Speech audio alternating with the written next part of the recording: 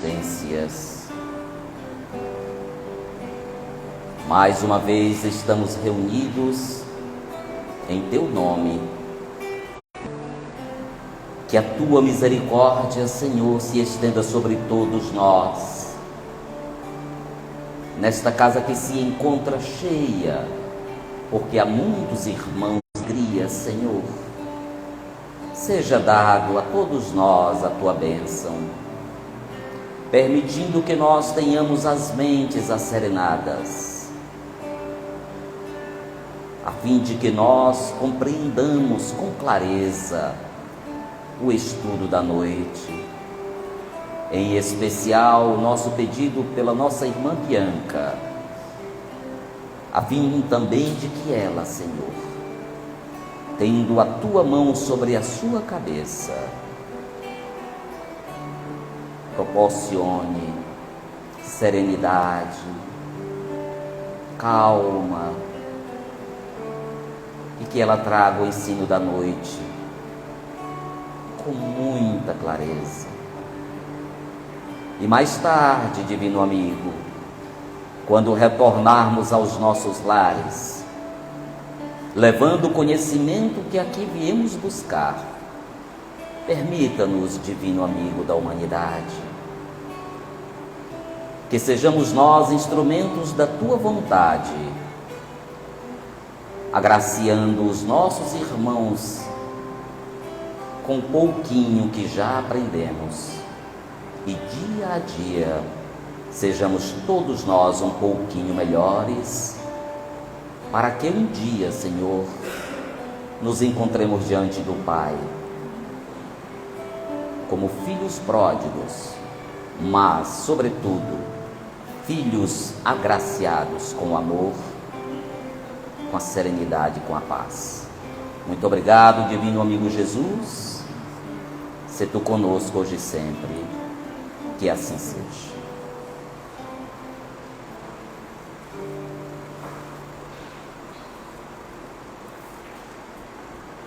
Capítulo 9 do Evangelho segundo o Espiritismo. Os laços de família fortalecidos pela reencarnação e quebrados pela unicidade da existência. Os laços de família não são destruídos pela reencarnação, como pensam certas pessoas. Ao contrário, eles são fortalecidos e se estreitam. É o princípio oposto que os destrói. Os espíritos formam, no espaço, grupos ou famílias unidos pela afeição, pela simpatia e semelhança de inclinações. Esses espíritos, felizes por estarem juntos, procuram-se. A encarnação não os separa senão momentaneamente, porque depois de sua reentrada na erraticidade, reencontram-se como amigos ao retorno de uma viagem.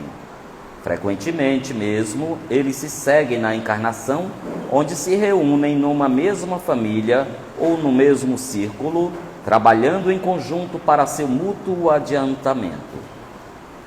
Se uns estão encarnados e outros não o estejam, por isso não estão menos unidos pelo pensamento. Os que estão livres velam sobre os que estão cativos. Os mais avançados procuram fazer progredir os retardatários. Depois de cada existência, deram um passo no caminho da perfeição. Cada vez menos ligados à matéria, sua afeição é mais viva, pelo fato mesmo de ser mais depurada, não perturbada mais pelo egoísmo, nem pelas nuvens das paixões. Eles podem, pois, assim, percorrer um número ilimitado de existências corporais, sem que nenhum prejuízo afete sua mútua afeição. Assim sendo, com o tema reencarnação, afetos e desafetos no lar, o caso de Segismundo, eu convido nossa irmã Bianca para nos conduzir na palestra desta noite. Boa noite a todos. Peço desculpa pela voz, que eu estou me recuperando aí de uma virose. Deixa eu só cuidar aqui. Só um minuto.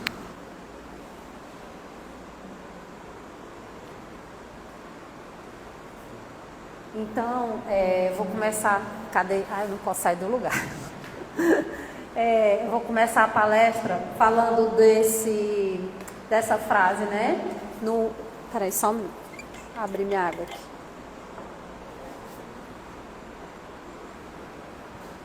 De todas as associações existentes na Terra, excetuando naturalmente a humanidade, nenhuma talvez mais importante em sua função educadora e regenerativa, a constituição da família. Então, eu quero que vocês façam uma viagem comigo, para a gente poder entender. Desejada, sonhada, né? Muito bem querida por todos, né? Todo mundo ansioso, desejando. E aí um belo dia você nasce. Só que ao nascer, alguma coisa de errado acontece. E ao invés de ir para o colo da sua mãe, você vai parar numa UTI. Você nasce, às vezes, faltando um pedaço do intestino, com problema no coração, com anencefalia. Às vezes você sai de lá e às vezes não. Isso é a realidade de milhões de crianças, todos os dias, todos os anos. E aí nessa hora, você se pergunta, onde foi que eu errei? E os pais também se perguntam, onde foi que nós erramos? Houve erro? Então, é a reflexão para a gente começar a falar hoje, para a gente começar a se questionar se realmente há erro. Que Deus que é esse que permite que isso aconteça? É um Deus que pune? É um Deus que julga? É um Deus que castiga? É um Deus que te faz pagar pelo erro de outras pessoas? Porque tem gente que acredita nisso, né? Que nós pagamos por erros de outros, né? Injustamente. Então, lá na Bíblia, Jesus fala assim, é necessário nascer de novo. Havia entre os fariseus um homem chamado Nicodemos, um dos principais judeus. Guarda a informação, depois eu vou voltar lá.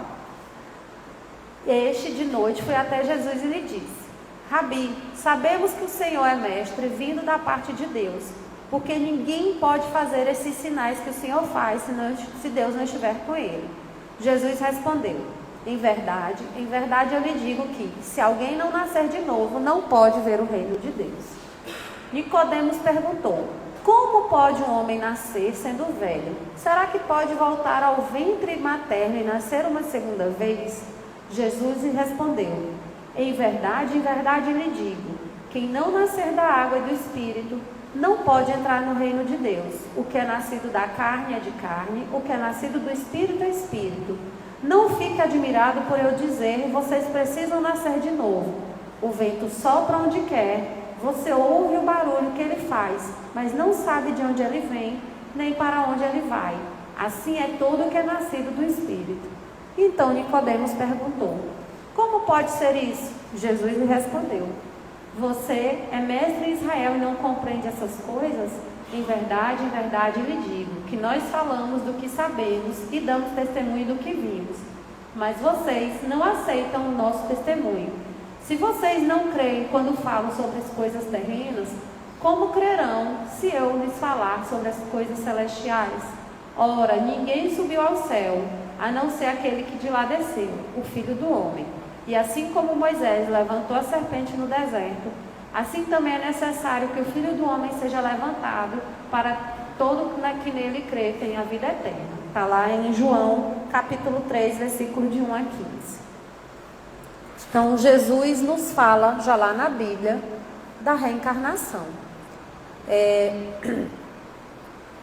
Muitos questionam, discutem, né? Mas essa é a primeira, uma das grandes mensagens claras, né? Sobre a existência do Espírito e sobre a reencarnação. Só que naquele tempo, se a gente for voltar 2000 anos, era um pouco incompreensível, né? Assim como Nicodemos questiona. E Jesus fala, mas você não é mestre em Israel e não entende essas coisas? Então mesmo uma pessoa que tinha o conhecimento que Nicodemos tinha, não compreendia. Então Jesus explicava, mas ele não conseguia, vamos dizer, se aprofundar. Mas ele nos traz os primeiros, vamos dizer, prelúdios sobre a reencarnação. E é só a doutrina espírita que fala de reencarnação? Não. Todas as culturas, a maioria das culturas orientais, budismo, shintoísmo, hinduísmo, falam de reencarnação. Claro, de uma outra maneira, com outros, vamos dizer, vieses, mas de uma maneira ou de outra, as culturas orientais, elas acreditam na reencarnação. Inclusive, que nas reencarnações de Buda, né, que existem os enviados especiais, que são a reencarnação de Buda. O mais famoso foi o Siddhartha Gautama, mas existiram outros. Então, os hindus acreditando que a gente volta em animais, inclusive, por isso que alguns animais são sagrados, mas de uma maneira ou de outra, nós não somos o único povo da Terra a falar em reencarnação. Então, o que eu quero dizer? Que muito antes disso aqui, já se falava em reencarnação. Porque a gente tem povos na China aí, que datam aí de 5.000 anos antes de Cristo. Né? Na Índia, de milhares de anos aí, antes dos ensinamentos da Bíblia. Tá? Mas, para nós, ocidentais, é o que nós temos. E aí, continuando, a gente vai falar da história de Segismundo. Quem nunca leu, leia, tá? É uma história bem longa, mas está lá no livro do André Luiz, Missionários da Luz. E se a gente for debater reencarnação aqui, daria um curso, na verdade, porque existem vários aspectos que a gente pode discutir. Aspectos familiares, aspectos biológicos, inclusive, aspectos aí da lei de causa e efeito. Então, eu procurei falar principalmente nas questões familiares, mas existem outras coisas que dá pra gente também ir falando alguma coisa hoje. Então, lá na história, o André Luiz vai visitar uma casa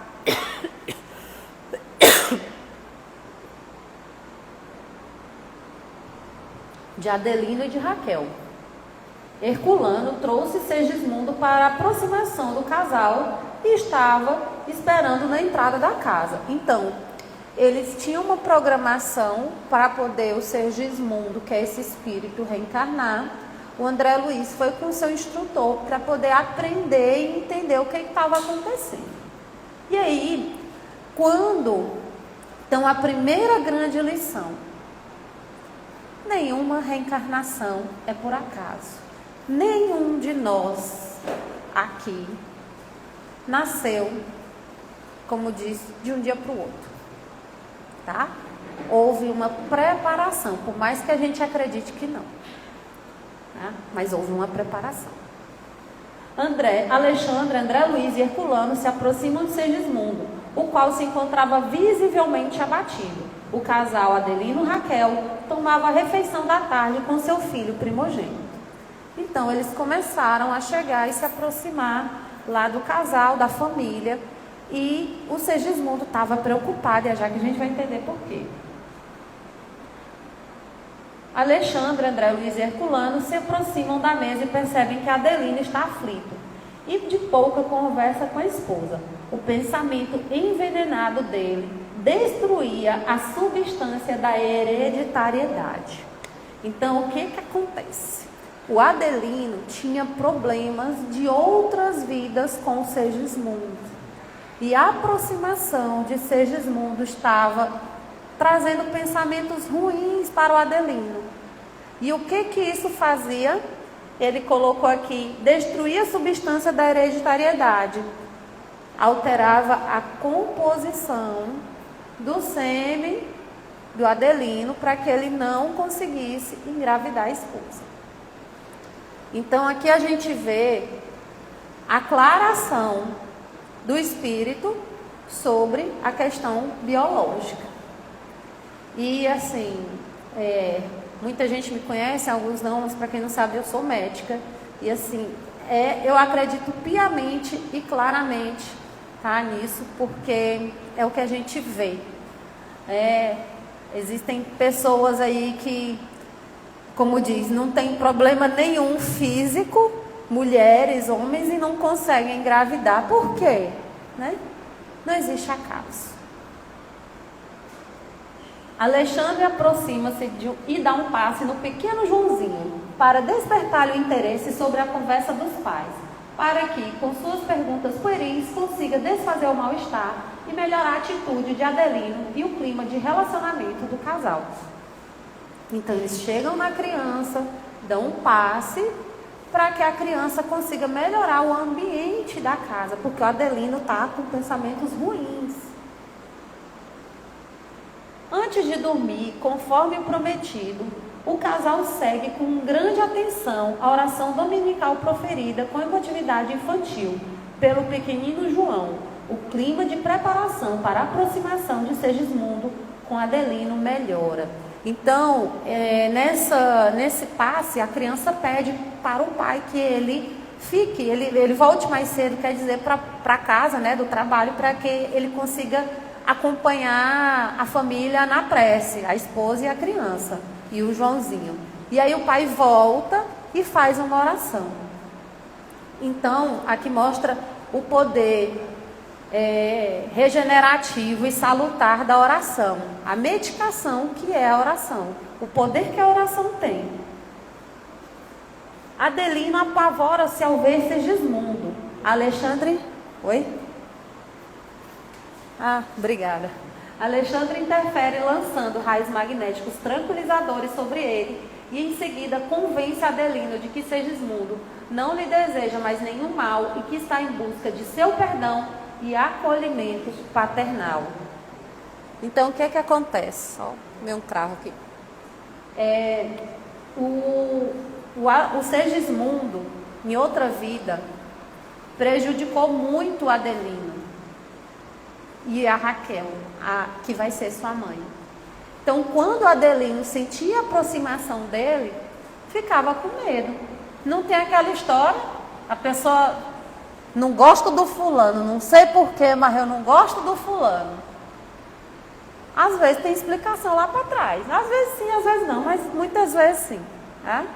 Ou tem aquela pessoa na família que tu fala assim, rapaz, fulano é meu primo, mas fulano não me desce, não me dou bem com ele. Acontece também. André Luiz e Alexandre chegam à casa de Adelino e Raquel na véspera da ligação do espírito Segismundo com a matéria orgânica. Então, existe uma preparação. Sei que eu resumi a história, mas lá está bem contado. E não é uma coisa que é do dia para a noite, são dias de preparação. Então, nenhum de nós aqui nasceu do dia para a noite. Não foi um acaso da natureza. Lá encontram Herculano e Segismundo em companhia de espíritos construtores que iam cooperar com a sua formação fetal. Então, lembrando da história que eu contei lá no começo, vocês acham mesmo que diante de toda essa preparação, Deus ia errar? Deus ia errar e deixar uma criança nascer sem cérebro? Com um defeito no coração, sem intestino? Ou com outras malformações? É um erro de Deus? Com todo esse aparato aqui? O ambiente familiar continuava cercado de afeição. Alexandre examina os mapas cromossômicos planejados de Adelino com assistência de espíritos construtores. Aí aqui eu vou abrir um parêntese. Olha a biologia aqui. Então, tudo o que nós padecemos, de males físicos inclusive, está planejado. Se você tem uma diabetes, se tem uma malformação, se tem uma intolerância, uma alergia. Ontem eu atendi uma menina que ela não podia comer glúten, não podia comer leite, não podia comer assim, um monte de coisa assim, é coisa importante. Uma série de restrições alimentares. Por quê? Aí a mãe, não, doutora, essa menina vive doente, já levei, fui e vim, um monte de médico e ninguém resolve. Então, há um planejamento cromossômico. Tá? Isso é extremamente importante para que nós entendamos que não existe acaso nas obras de Deus. Não há achismo, não há, foi aleatório. Então, mesmo aquelas gestações, onde são frutos de, às vezes, de uma noite qualquer, às vezes de uma festa, de alguma coisa, sem que haja um relacionamento, né, do casal, da família, mesmo aquelas gestações, elas são permitidas por Deus e pela espiritualidade. Mesmo às vezes quando o pai ou a mãe não tem um relacionamento familiar, afetivo, né, e só se encontraram aí, como diz, na noite, para ter a concepção, para fazer o ato e conceber a criança, mesmo assim, há permissão de Deus e da espiritualidade. É porque aquela criança, aquela mãe, aquele pai, eles precisavam passar por aquela lição, por aquele desafio. Aquela mãe estava na programação dela ser mãe solteira. Aquela criança estava na programação dela nascer de pais que não são casados. Para ajustes, para aprendizado. Que quem fala isso é Joana de Ângeles, nas diversas obras que a Joana tem sobre família. E aí os espíritos construtores iniciam o processo de magnetização do corpo perispiritual de Segismundo. Durante esse processo, à medida em que sua forma perispiritual era reduzida, ele ia perdendo a lucidez e parecia cada vez menos consciente. Então, aqui há o esquecimento do passado. Então, o espírito ele é reduzido até ser colocado lá no ventre materno para ser gerado. Ante uma assembleia de espíritos, Alexandre anuncia o momento sublime da entrega de Segismundo à sua futura mãe, sob o olhar vigilante de Adelino. O aposento conjugal estava cheio de flores de luz, com o propósito de adornar os caminhos do recomeço de Segismundo. Então, imaginemos a cena. Deve ser uma cena muito bonita, quem tem a oportunidade de ver, né? Então, por isso que toda gravidez, toda gestação, ela é sublime, né? Toda vida, ela é sublime.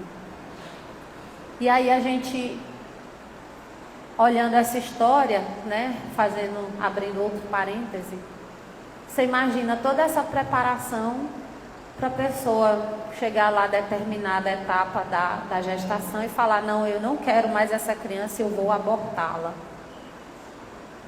Né? Imagina. É a mesma coisa que você está num avião, você está lá em cima no oceano e fala assim, para que eu quero descer. Sobe no foguete e fala assim, não quero mais ir para Marte. Para, desce o foguete que eu não quero, volta. Não tem jeito. Né? É um crime perante aos olhos de Deus, a espiritualidade. Vai totalmente contra as leis de Deus. Porque há toda uma preparação.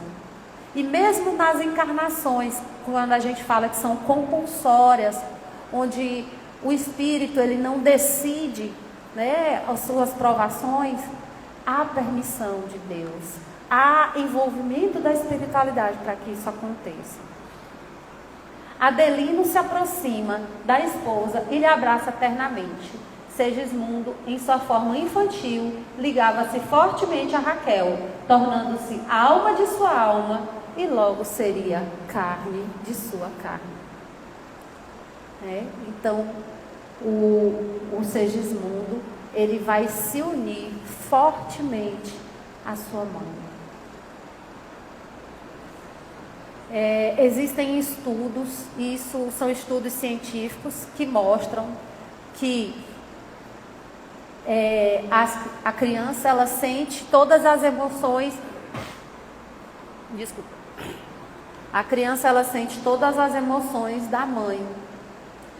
Então, emoções de raiva, de tristeza, sentimentos de rejeição, eles são sentidos e são levados como cicatrizes psicológicas. E aqui eu não estou falando de doutrina espírita, estou falando já de ciência, tá? Então, a ciência já mostra que desde essa época aqui, o espírito, ele já guarda uma consciência, tá?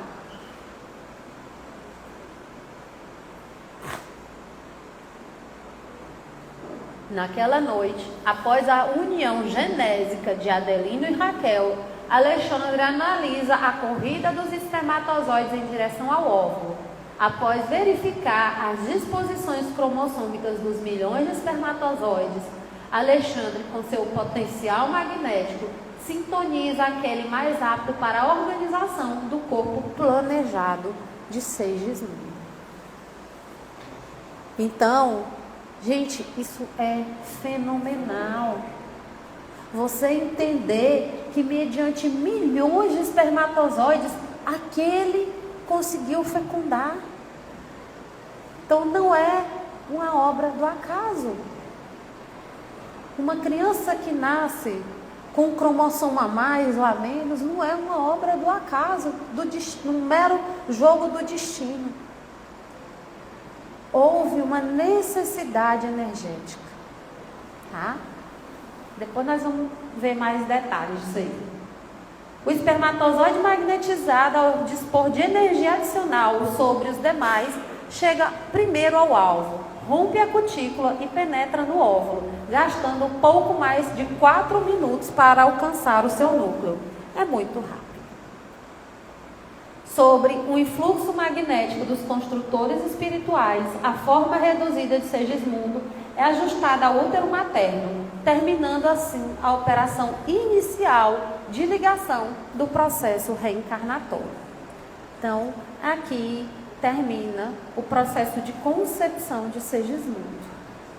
A partir dali, a mãe de Segismundo, ela, dali a alguns dias vai descobrir que está gestante e vai gerar. E aquele espírito, através da reencarnação em um lar que ele tanto prejudicou, vai aprender e ensinar sobre a lei de amor. Então Deus é isso. Deus, ele dá a oportunidade. Tem uma frase que ela não é espírita, mas eu sou muito fã, que é do Einstein, que diz que Deus não joga dados. Se a gente acha que Deus está lá em cima, Deus é um ser que está num trono, tem aquela figura patriarcal ainda que fica assim, fala assim: não, eu vou pegar aqui o Isnande e vou fazer ele nascer naquela casa ali. Vou pegar o Laércio e vou fazer ele nascer lá não sei aonde. Não existe, Deus não joga dados. Não há aleatoriedade. Então nós, bilhões de seres encarnados e desencarnados, estamos onde exatamente deveríamos estar. Por culpa ou mérito nosso. Por nossas ações, dessas ou de outras vidas. Porque se a gente não acreditasse em reencarnação, que Deus que seria esse que faz uma criança nascer em berço de ouro lá? O filho do Neymar? E o outro nasce ali e é jogado numa lata de lixo. Que Deus que seria esse que permitiria que uma criança nascesse num campo de concentração no meio de uma guerra, num campo de refugiados? Deus cruel. Que Deus é esse que permite que uma criança venha nascer com anencefalia? O que essa mãe fez? Ela errou? Tá, digamos que a mãe tenha feito alguma coisa no passado, perfeito. Mas aí a criança tem que pagar pela mãe? Então se a polícia chegasse aqui, eu ia deixar a polícia me prender por algo que meu pai ou minha mãe fizeram? Você aceitaria ser preso por algo que você não fez? Então, não existem injustiças nos planos encarnatórios. Existe imaturidade, incompreensão nossa em entender o que Deus, os planos e o planejamento de Deus, através das nossas tantas encarnações. E acreditemos, meus irmãos, se a gente for olhar para a história da humanidade, apesar das guerras, da fome, dos tsunamis e furacões e tudo que está acontecendo, a humanidade nunca esteve tão bem. A gente está morrendo menos de fome, Claro, eu não estou dizendo que não existam injustiças, mas eu estou dizendo que no passado, séculos atrás, nós éramos mais bárbaros, nós morríamos mais, nós matávamos mais, e não achemos que a gente era o santo, não. A gente era quem estava lá matando. A gente era quem estava lá tomando. Por isso que a gente está aqui hoje. Por isso que Deus não joga dados. Porque um dos atributos de Deus é soberanamente justo e bom. A sabedoria providencial das leis divinas se revela assim nas mais pequeninas coisas como nas maiores. E essa sabedoria não permite que se duvide nem da justiça, nem da vontade de Deus.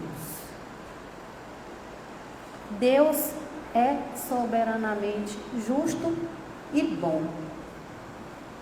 Tem um filme, que agora eu não vou lembrar o nome, mas ele tem na Netflix. É um filme de um pastor que lá nos Estados Unidos, que ele estava no auge da carreira, ganhava muito dinheiro, muito famoso. E um dia, com a filha dele no colo, à noite, na casa dele, ele olha para umas crianças lá na África, na televisão, e se questiona e fala: meu Deus, minha filha bem aqui comigo, quentinha, agasalhada no meu colo, bonitinha, essa mãe aí com essa criança passando fome, que Deus quer esse? Aí ele começa a se questionar. Eu esqueci o nome agora do filme, se eu lembrar eu falo até o final. E ele começa a questionar isso para a igreja. Aí tem uma passagem na Bíblia, que eu também gosto muito, que fala assim, que nós, que somos humanos imperfeitos, qual de nós, que somos pais e mães, vamos dar pedra ao nosso filho se ele pede pão? A gente tem coragem de dar veneno, pedra para o filho da gente? Jamais. Por que Deus vai dar pedra e veneno para nós? Mas, invariavelmente, os nossos filhos se machucam. Os nossos filhos caem. Os nossos filhos sofrem. A gente quer queira, quer não. É da vida. E a gente queria sentir a dor por eles, mas a gente não pode. Então a Cecília, a minha filha, está ali com o joelho roxo, porque caiu. Mas ela vai aprender. Ela estava com a bolha no dedo porque encostou o dedo na panela quente. Mas aí ela sabe que agora ela não pode mais botar o dedo na panela quente, porque vai queimar o dedo. E assim é a vida. Acho ruim? Acho. Mas aí eu pego ela, faço um carinho, boto um remedinho e está tudo certo. E assim Deus faz com a gente. E eu vou dizer para ela: minha filha, da próxima vez, não encosta o dedo na panela quente. E Deus faz assim com a gente. Da próxima encarnação, meu filho, quando você vier naquela família, não erres mais. Não seja mais o traidor. Não roube. Não mate, não condene. Ele faz isso. Ele pega a gente, bota no colo, dá um remedinho. A gente passa um tempo lá no plano espiritual. ele ensina, a gente estuda e a gente volta. E é assim que acontece. Através da lei de causa e efeito, a lei de amor e a infinita misericórdia divina. Então Kardec fala para nós que nascer, morrer, renascer, ainda e progredir sempre, tal é a lei, né? E essa é uma das frases mais icônicas, né, e mais importantes para nós dentro da doutrina espírita. Então nós vamos nascer e renascer quantas vezes forem necessárias para o nosso aprendizado. São 100, são 200, são 1000, são 2000? Não sabemos. Até a gente aprender. Assim como uma criança que vai para a escola e vai repetir a tarefa quantas vezes até aprender a escrever. Quantas tarefas a Cecília, minha filha, tem que fazer até o dia que ela for aprender mesmo a escrever, a somar, a multiplicar? Algumas, várias, não sei quantas. Uma hora ela aprende. E assim somos nós.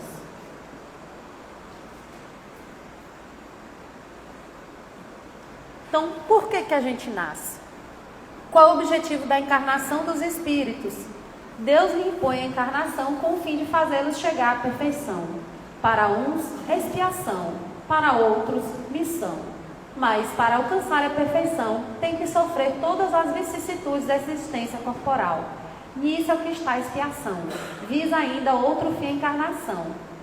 O de pôr o espírito em condições de suportar a parte que lhe toca na obra da criação. Então, nós precisamos encarnar para melhorar, para aprender, para progredir. Então, quando a gente nasce naquele lar difícil, naquela família complicada, todas as famílias têm problemas, não existe família de Instagram perfeita, maravilhosa. Todos os lares, alguns lares o problema é financeiro, em outros lares o problema é uma doença, em outros lares o problema é a convivência, que é complicada, a personalidade. Mas cada lar, ao seu modo, ao seu jeito, tem seus problemas, de acordo com a nossa necessidade. Quantas pessoas abdicam da sua vida para cuidar de um pai, de uma mãe, de um irmão que está ali doente e passa anos ali num leito acamado? Quantas mães param toda a sua vida para cuidar do seu filho quando ele adoece? Quantas pessoas que às vezes têm tanta dificuldade financeira que às vezes tem que contar ali a comida e regrar, porque senão não dá para outro dia. Então, cada um com a sua necessidade. Outros têm aquela que eles chamam de ovelha negra, aquele rebelde sem causa, que chega para, como diz, abalar as estruturas daquela família. É aquele irmão mais difícil, que exige um pouco mais dos pais, dos irmãos, né? Então tudo é com o objetivo de melhorar. E lá no Livro dos Espíritos, continuando, né, ele fala que a gente passa por muitas existências, né, como eu tinha falado. E qual o fim objetivado com a reencarnação? Expiação, melhoria progressiva da humanidade. Sem isso, onde seria a justiça? Tá bom, vamos supor que não existisse a reencarnação. Então, eu morri, a gente aqui, todo mundo desencarnou. E aí, quem ficou para trás? O que você fez de bom se perde? Aí eu volto lá naquela história, né? Se você for domingo lá na penitenciária, na CCPJ, tem uma fila de mães, pais, que vão lá visitar os seus filhos. Para aquelas mães, aqueles homens, aquelas mulheres que estão presas, elas são seus filhos. independente de qual crime, do motivo que levou eles a estarem ali, encarcerados naquele momento, por aquele período.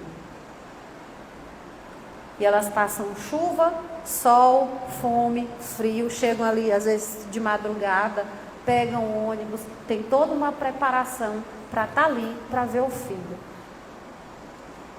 Aí você acha que uma mãe na terra, com toda a imperfeição que a gente tem, se ela está ali na fila da penitenciária para ver o seu filho, Deus, Jesus, a espiritualidade superior, está aqui toda semana para nos ver.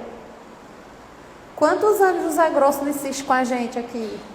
Trabalha, estuda, e a gente está aqui. Aí vai, escorrega, volta, e está aqui. É assim. Isso é amor. Então, não há punição. Não há punição. Eu acho que essa é uma das grandes lições, né, de hoje. A gente entender que não há acaso e não há punição. Lá naquela história que eu contei no começo, não houve erro, não houve acaso, não há punição para aqueles bebês, para aquela família. Aquilo lá é a lei de Deus, é a lei de amor se fazendo. E aquela criança, ela vai ser amada, ela vai ser cuidada enquanto vida ela tiver. E aqueles pais vão se dedicar àquela criança enquanto vida ela tiver, com todas as suas limitações, dificuldades, problemas. Né? E lá no livro dos Espíritos, né, fala na justiça de Deus e na revelação, pois incessantemente repetimos, o bom pai deixa sempre a porta aberta aos seus filhos para o arrependimento. Não te diz a razão que seria injusto privar para sempre da felicidade eterna todos aqueles de quem não dependeu melhorar-se? Não são filhos de Deus todos os homens? Só entre os egoístas se encontram a iniquidade, o ódio implacável e o castigo sem remissão. Todos os espíritos tendem para a perfeição e Deus lhes faculta os meios de alcançá-la, proporcionando-lhes as provações da vida corporal. Sua justiça, porém, lhes concede realizar em novas existências o que não puderam fazer ou concluir numa primeira prova. Aí você fala assim, meu Deus, então eu vou ter que aguentar aquele parente enjoado. A mulher fala, eu vou ter que aguentar o meu marido aqui, que senão na próxima eu venho de novo. Vem. Não necessariamente com a mesma conformação familiar. Não necessariamente na próxima encarnação a seguir. Às vezes vem como amigos, às vezes vem como primos. Não tem gente que tem amigo que parece que é irmão, né? Mas... E às vezes as famílias se formam, porque aqui eu estou falando de famílias espirituais, não só de famílias biológicas. Então, às vezes a gente tem amigos, né, ou pessoas que se reúnem, que têm um laço tão ou mais forte do que os laços consanguíneos. Mas isso não quer dizer também que a gente deva tolerar, por exemplo, abusos, né? Tolerar aí mulheres em prol, às vezes, de um casamento, relacionamentos tóxicos e situações que às vezes até colocam a sua integridade física em risco, como a gente vê nos jornais. Não é isso. Mas a gente amar aquele irmão, aprender a perdoar, mas claro, né, com limites. Se não deu dessa vida, a gente não se preocupa, a próxima Deus vai dar, né, vai nos proporcionar uma próxima oportunidade. Então não é que nós devamos permanecer em situações que podem nos colocar em risco, em situações familiares que às vezes estão dificultando, né, a nossa vida, a nossa existência, às vezes até nos machucando fisicamente ou mentalmente. mas é compreender que nós estamos tendo a oportunidade, compreender que a gente tem que amar, não levar sentimentos de raiva, de ódio, de mágoa, de rancor. Esses dias morreu agora, gente, eu sou péssima de nomes. Morreu um cantor de uma dupla sertaneja. Eu acho, agora eu não sei se foi o Christian Ralph ou o Rick Renner, foi um desses dois aí. Que o irmão falou assim: olha, tem não sei quantos anos que eu não falava com meu irmão e eu me arrependo. Foi o Christian, do Christian Ralph, né? Tinha não sei quantos, uns 20 anos, 15 anos, sei lá, muito tempo que ele não falava com o irmão. E ele dizia que ele se arrependia de não ter procurado o irmão antes. É disso que eu estou falando. Perdoa. Entendeu? Não compensa levar para o além-túmulo esse tipo de sentimento. Se uma única existência tivesse o homem, e se extinguindo-se-lhe ela, sua sorte ficasse decidida para a eternidade, qual seria o mérito de metade do gênero humano da que morre na infância para gozar sem esforços da felicidade eterna? E com que direito se acharia isenta das condições, às vezes tão duras, que se vê submetida a outra metade? Semelhante ordem de coisas não corresponderia à justiça de Deus. Com a reencarnação, a igualdade entre todos. O futuro a todos toca sem exceção e sem favor para quem quer que seja.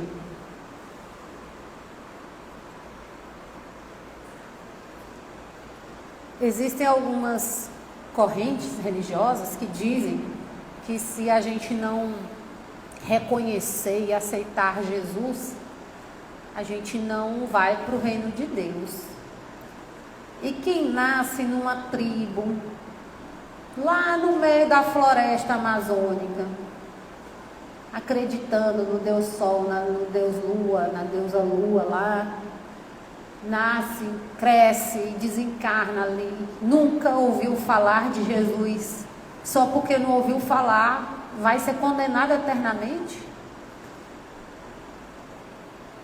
E aquele que nasce lá do outro lado do mundo, numa religião, no shintoísmo, no budismo, que acredita em Buda, em Nirvana, só porque ele cresceu num lar daquele jeito e aprendeu daquele jeito, também vai ser condenado eternamente? Não. Por isso que há justiça. Deus está para todos, independente de nossas crenças, independente de onde a gente nasceu, de onde a gente desencarnou. A lei de Deus, as leis divinas, elas são universais.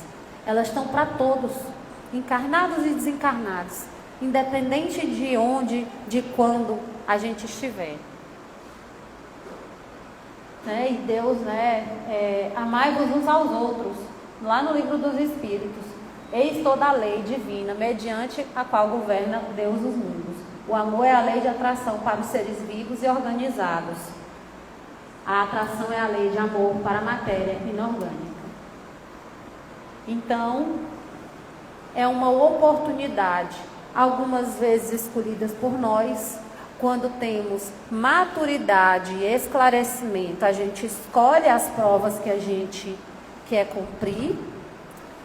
Quem assistiu o nosso Lar 2, quem não assistiu, quiser assistir, lá fala: olha, você prometeu que ia encarnar, ia ser um médium, ia trabalhar. Aí o outro: não, mas eu falhei. Então a gente escolhe. Lá no nosso Lar 2 tem a história que o irmão escolheu encarnar, ser trabalhador e falhou como médium.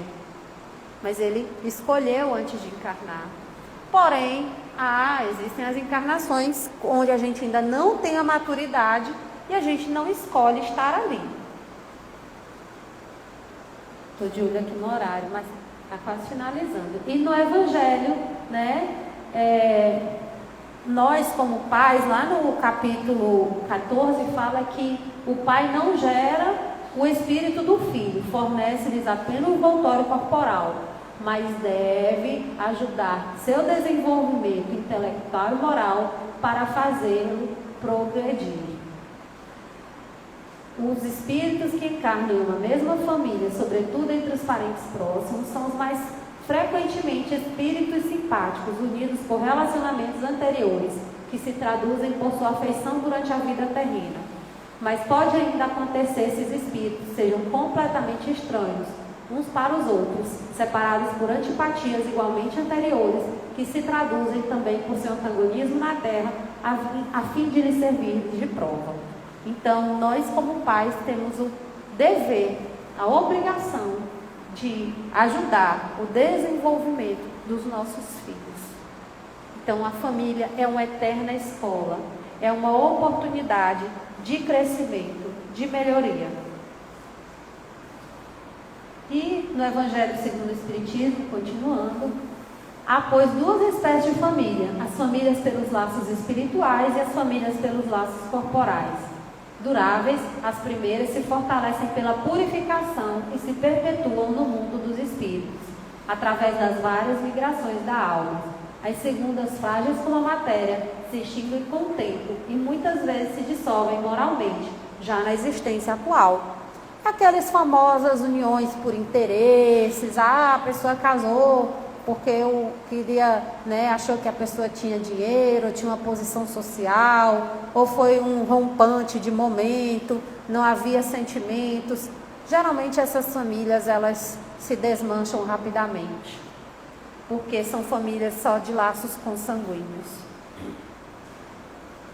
Lá na Joana de Ângeles, que fala muito sobre família, ela fala nesse livro, chama Constelação Familiar, ele fala que esse grupamento familiar não é resultado casual de encontros apressados no mundo físico, havendo ocorrido nas esferas espirituais antes do renascimento orgânico,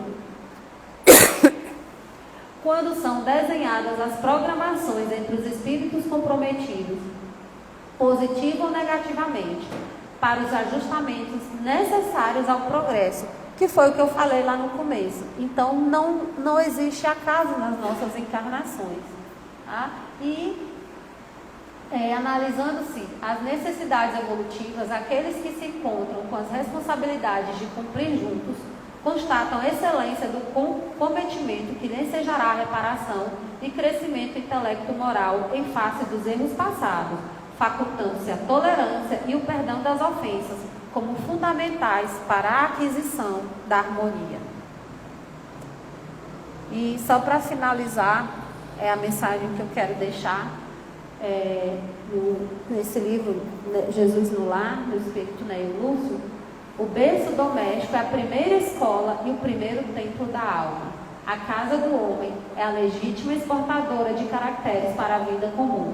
A paz do mundo começa sobre as telhas a que nós nos acolhemos. Se não aprendermos a viver em paz entre quatro paredes, como aguardar a harmonia das nações? Se não nos habituarmos a amar o irmão mais próximo, associado à nossa luta de cada dia, como respeitar o eterno Pai que nos parece distante? E é com essa mensagem que eu quero encerrar essa explanação da noite de hoje, esse estudo. Se a gente quer conhecer uma pessoa, veja como ela é dentro de casa, com as pessoas que mais são chegadas, como ela cuida do pai, da mãe, dos filhos, como o esposo é com a esposa, como as pessoas são entre si. É lá que você vai verdadeiramente conhecer quem somos, quem somos todos nós. Tá? Então essa é a mensagem da noite de hoje. E aí vou deixar fazer a prece. A nossa gratidão à nossa irmã Bianca, que trouxe de forma tão esclarecedora o tema da noite. E eu gostaria de perguntar se tem alguém na nossa casa pela primeira vez. Nós vamos partir agora para a segunda etapa, que é a fluidoterapia. E quem ainda não tomou, passe pela primeira vez, nada é mais do que uma imposição de mãos a fim de transmitir os benefícios da espiritualidade superior sobre cada um de nós, tá bom? E eu vou convidar a nossa irmã Rose para nos conduzir na prece de agradecimento, já desejando uma boa noite a todos.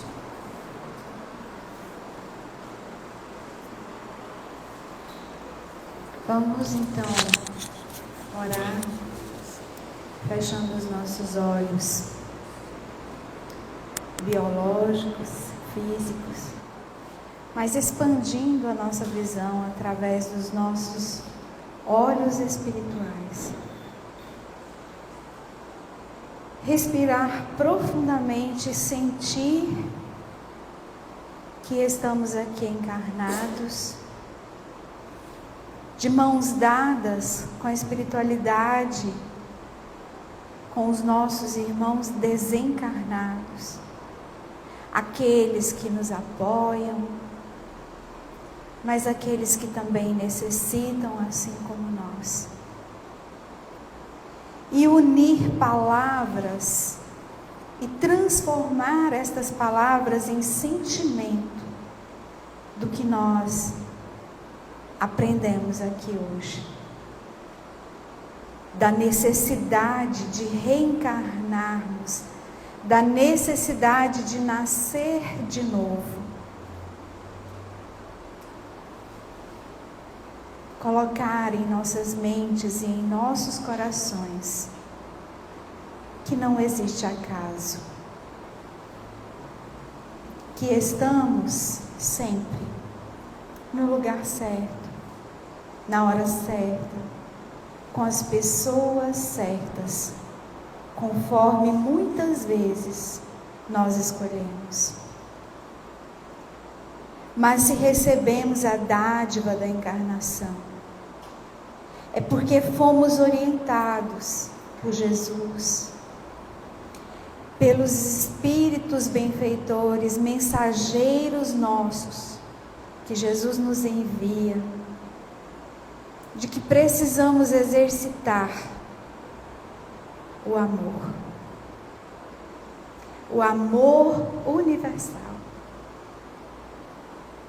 e que a maior escola para exercitarmos este amor é o nosso lar,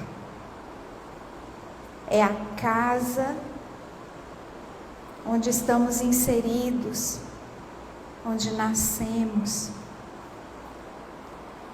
Iniciamos este aprendizado do amor com Jesus, pela prática de amar aqueles que nasceram grudadinhos em nós. E só assim poderemos expandir este amor a todos aqueles que nos cercam, em qualquer lugar que estejamos. E com essa certeza de que o amor pode tudo e nos ajuda em tudo, é que nós damos graças a Deus, a Jesus, a espiritualidade amiga, pela nossa vida, pela nossa existência neste momento e por todos aqueles que estão junto a nós. O irmão amável e o irmão difícil, porque todos nos ensinarão a amar. Na certeza de que Jesus está conosco, ensinando a cada dia, a cada momento, nesta caminhada terrena, sob a sua proteção e sob a proteção de José Grosso e todos os trabalhadores desta casa. Nós agradecemos por mais esta oportunidade de aprendizado. Sê conosco, Jesus, hoje e sempre, que assim seja.